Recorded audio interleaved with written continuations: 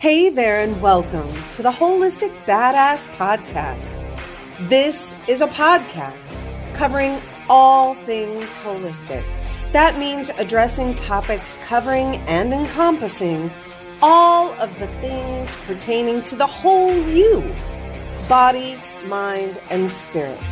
Let me, Lori, be your host and guide as we journey through a variety of topics from which you may draw from in order to form your own self-care regimens in a well-rounded way, which makes you a holistic badass. So sit back, buckle up, put your feet up if you're at home, be prepared to have your ears on if you're driving, and let's listen to what's up today.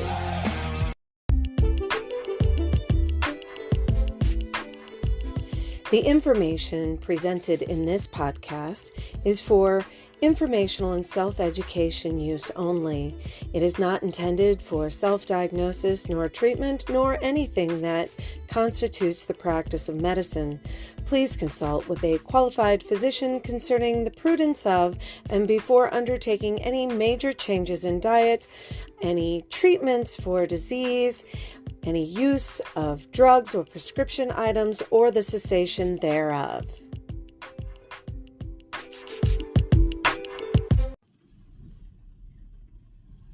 Hey there, holistic badasses. Welcome to another podcast from my car. Today is a day for a lot of running for me. So today you get to have a podcast with me from my vehicle. So today I wanted to just have a little bit of a recap of how HerbalCon went. My life has been super crazy and hectic, but HerbalCon went so well, yo. We had a nice number of attendees come and we had great vendors. Our speakers were phenomenal. We got to learn about endangered herbs that you can grow at home, a little bit of herbal first aid, what kinds of conditions to look for, and some realistic expectations. What can herbs actually handle, and when should you just get your rear in gear and go to the emergency room? We also had Heather Butler with us from Hogs and Hens Urban Farm, and she discussed how to rebuild or remitigate healthy soil in your own backyard. We had a couple of representatives from the Ohio State University's local extension office in Wapakoneta come and show us how to build a rain barrel. One lucky attendee won the prize and got to take the rain barrel home with her. It was kind of cool. We also had a couple of guests, Felix Marissa and Jacob came, and they put on a little show, like game show style, about what kind of components build healthy soil and why healthy soil is your friend. It's going to be tough to top for next year, but I'm gonna. Just wait and see. So stay tuned for more details on that as I hammer out and get it all booked for next year. I do plan on having a date booked with our location by the first week of April. So cross those fingers because more details will be coming. So let's get down to it. Why am I doing a podcast, especially on video for all y'all who are watching this on YouTube? Why am I doing a podcast from my car? Well, things have been stupid, crazy busy. And I've had some changes in my side employments and things of that nature. So today is a day that I had to drive my mom to get groceries. So she's in the store doing her shopping, and I'm out here squeezing in a podcast recording for all of you guys. See, I even have my notes on my chicken scratching. So I wanted to talk to you guys about kidneys. Why kidneys? Kidneys are super important, yo. You only get two. You can't live without them, but you can live with only one of them.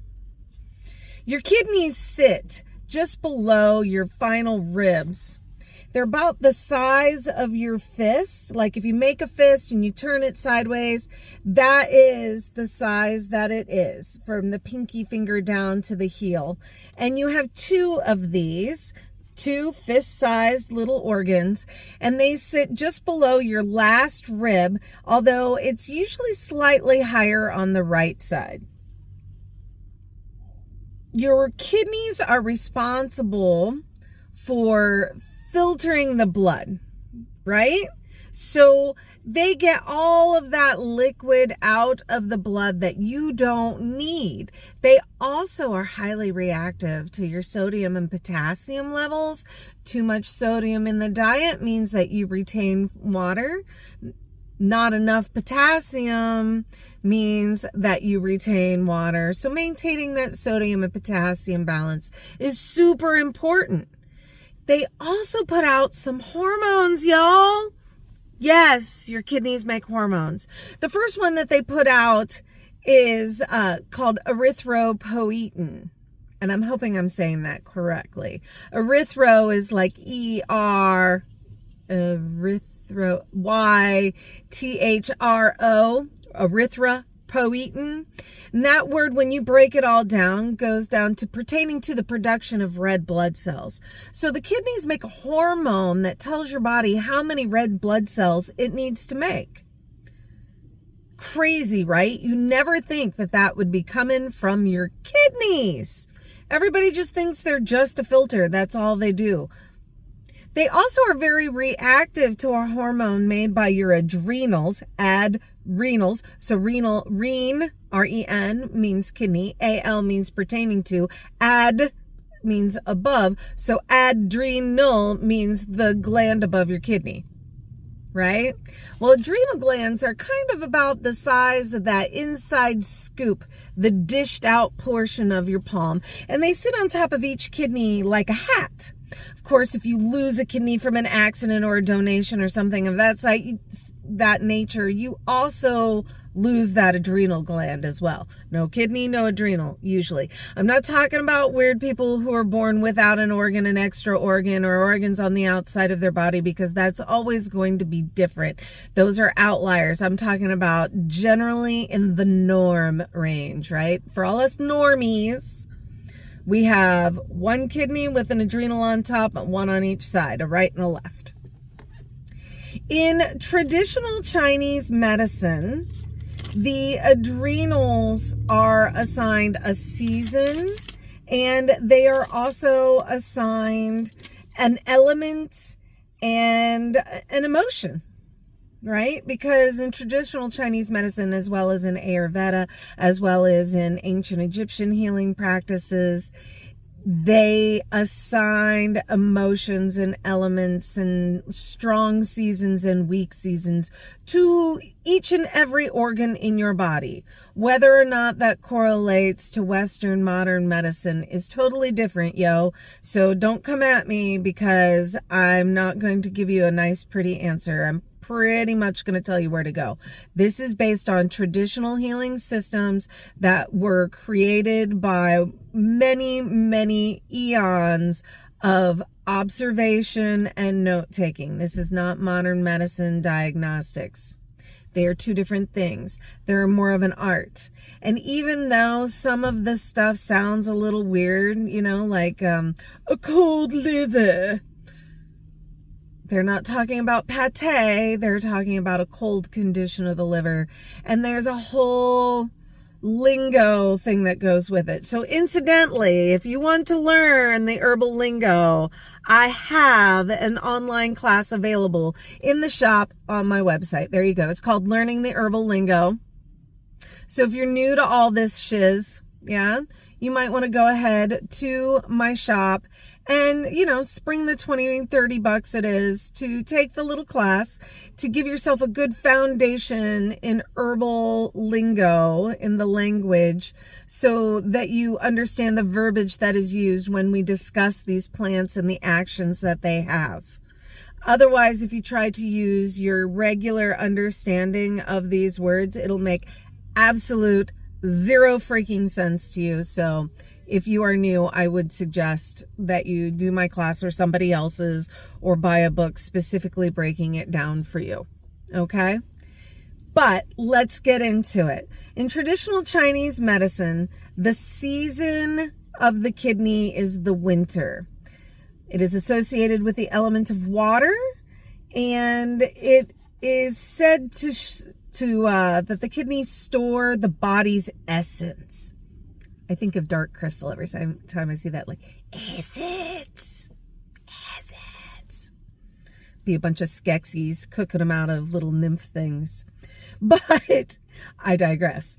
Anyways, they store the body's essence, or also known as the Jing.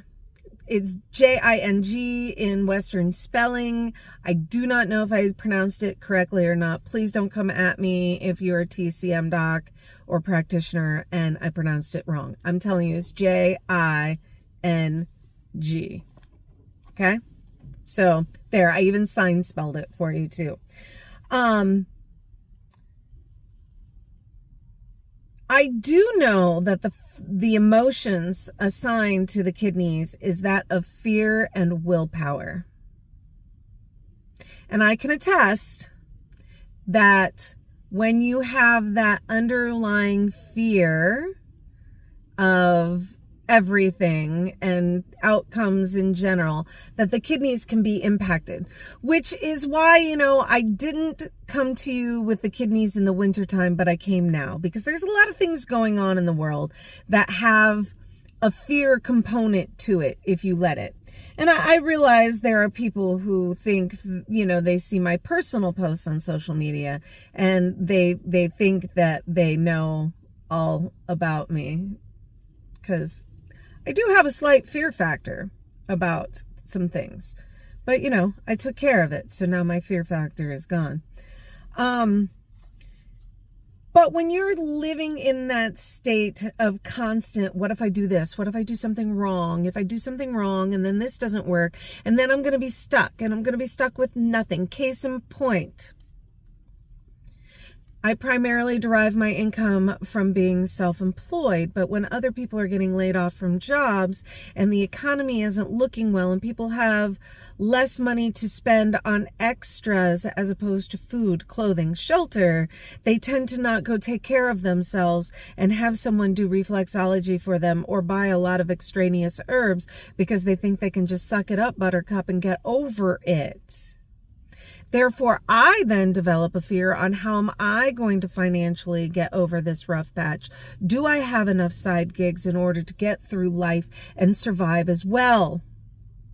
Therefore, perpetuating this fear cycle of, do I have enough?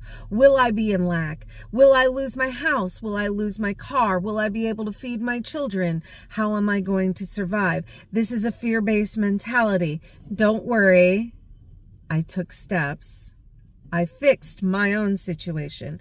However, now I'm down to mild concerns for those around me and my neighbors and my associates and my children and grandchildren who have grown and they're out of my house. So, what we want to do is address the kidneys in a nourishing way to support them. And I thought about just making a list of all the herbs that could support the kidneys and the urinary system. But you know what? That's a little overkill. That's kind of a daunting list. So I decided to pick one herb. One herb that is GRAS, generally recognized as safe. That is what GRAS stands for. It stands for generally recognized as safe. That is the verbiage or the phrase used by the FDA and the USDA to say that it's an herb or a food-based item that they don't consider dangerous. And in all of the studies and information in herbals, it actually said that having a reaction to this herb is extremely rare, and you would have to use like mondo huge amounts that no sane person would use. Okay, so what we're talking about today will be marshmallow. Marshmallow root. Marshmallow, the plant, is Althea officinalis, right there. Althea officinalis. I'm not talking about the white, fluffy gelatin sponge sugar things. I'm not talking about the things that are in Peeps at Easter time, or the marshmallow pumpkins that Peeps makes for Halloween, or the little Christmas trees that, none of those. Not sugar spun. However, that particular candy dessert is kind of named after marshmallow root. Back in the day, they used to take dried marshmallow root, grind it into a powder, and mix it with sugar and cook it to where it got to be like this gooey, almost gelatinous stuff, right? And they would put sugar or honey or flavoring with it and then kind of cook it up, almost like a creme brulee. And I said that, creme brulee. There you go. I said it correctly that time. It's almost that consistency of a thicker pudding or a mousse.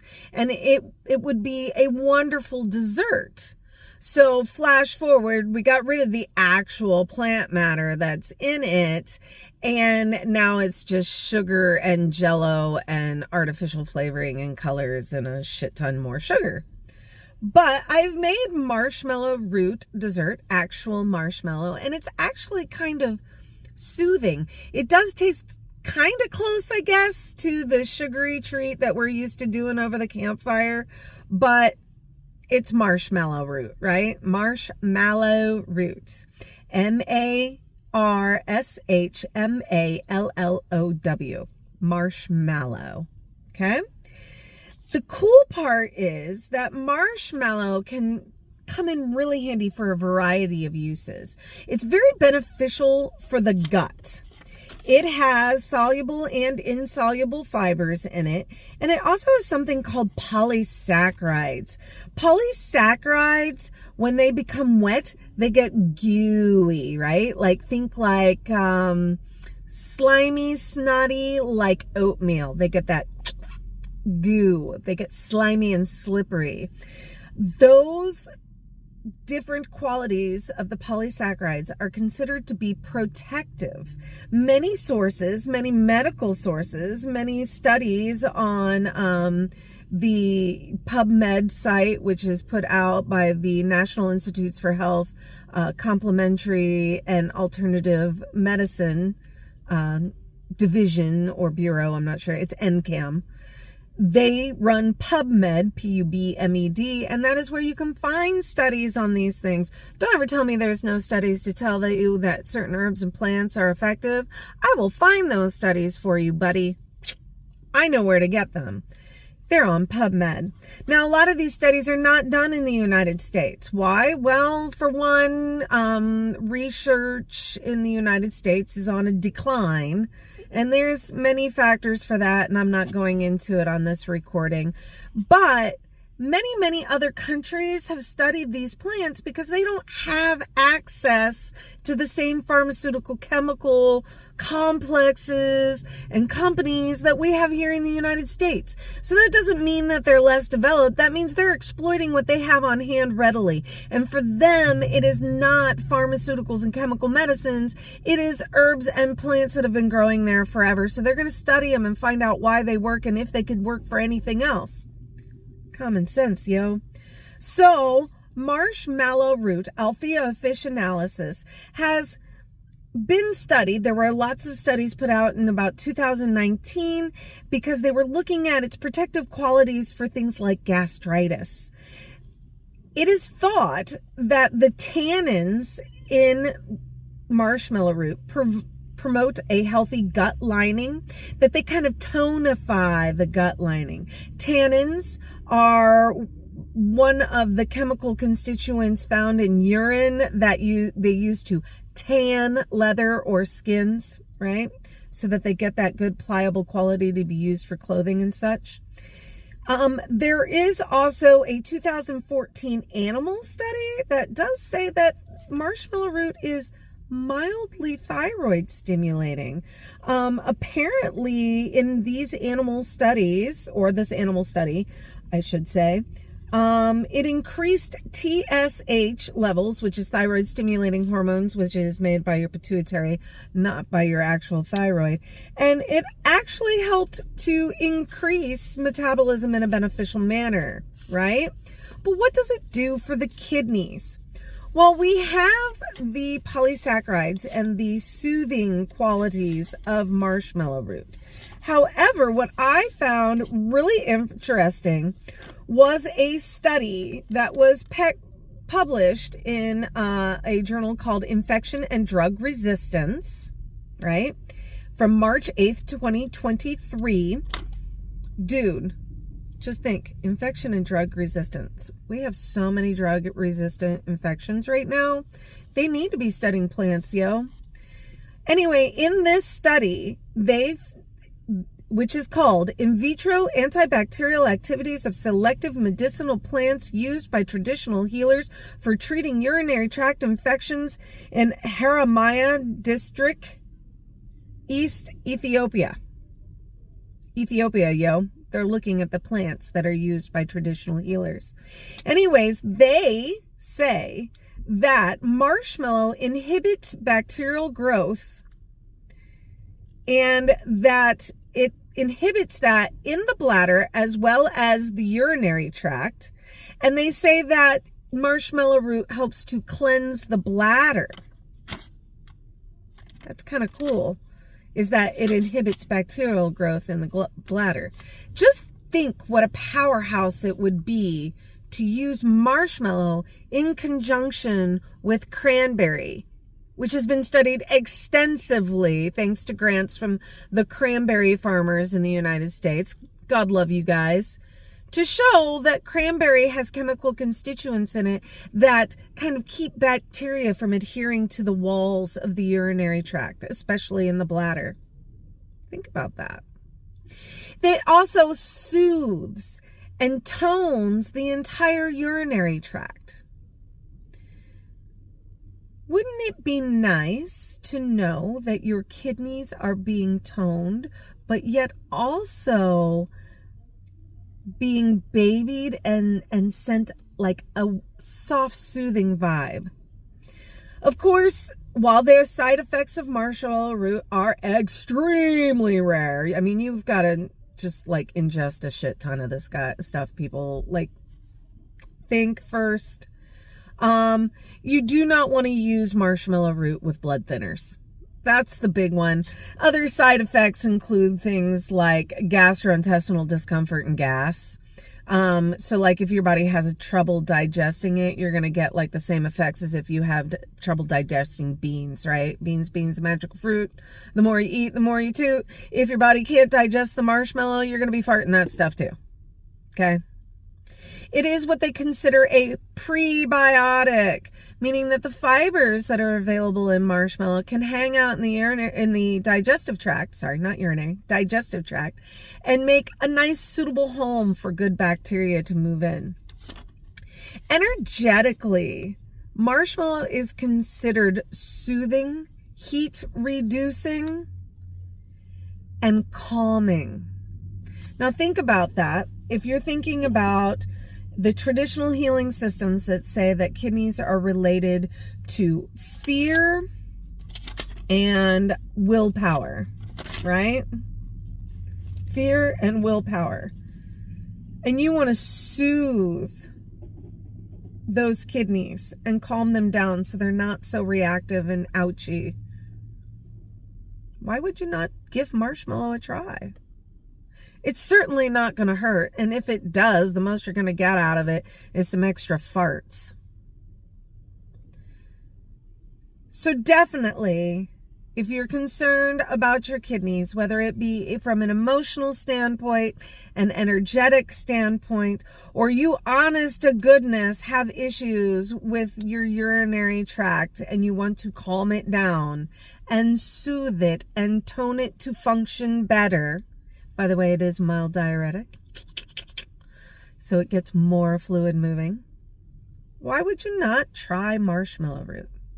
Althea officinalis. However, I will tell you right now, most extracts in alcohol of Althea officinalis are kind of pointless.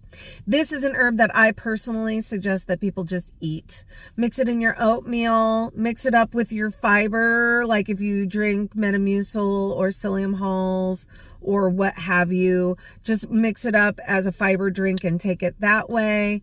Take capsules of it, put a spoonful as a food. It is a mild thickener. Yeah, make actual old-fashioned marshmallows like they used to make back in the olden days. You can find those recipes all over the internet. All right, yo. I hope you're all doing great out there. And I really, really just want you to continue being the holistic badasses I know you can be.